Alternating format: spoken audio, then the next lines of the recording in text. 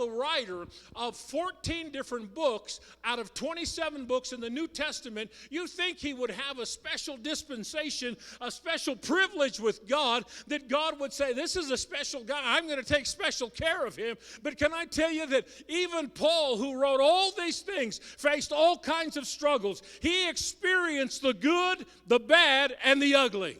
Come on. So just so you don't want to sit there and say, well, Pastor, I'm going to have my own little pity party, and I've had all kinds of struggles and difficulties, and you don't know what I've been through. No, I don't. But can I tell you, regardless of who you are, he is still, and I'm talking about God, regardless of what you faced, what you've gone through, what you're going through right now, what the doctor has said, he is still worthy of praise.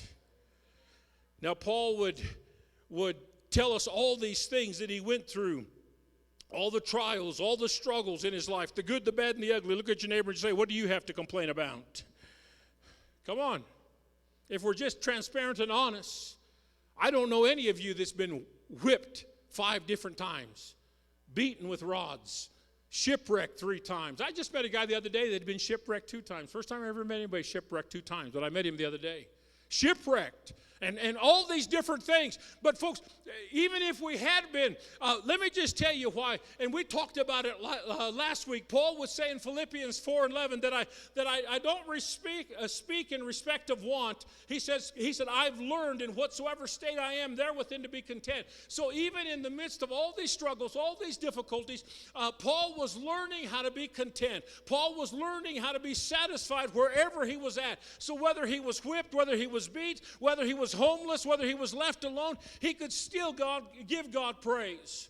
Now, why could Paul do that? He said, I've learned to be content. It was something that was learned. It was something that was practiced. And then he went on to say why. And the answer is in verse 13 of 4:13 of Philippians. He said, because I can do all things through Christ who strengthens me. It was because of who Paul had living inside of him. So this morning, if you know him, if you're serving him, if you're following him, you have a reason to rejoice. Come on. That's just it. You have a reason to rejoice. Shared with you last week that learned behavior is a practice behavior. Developing new habits takes practice and persistence.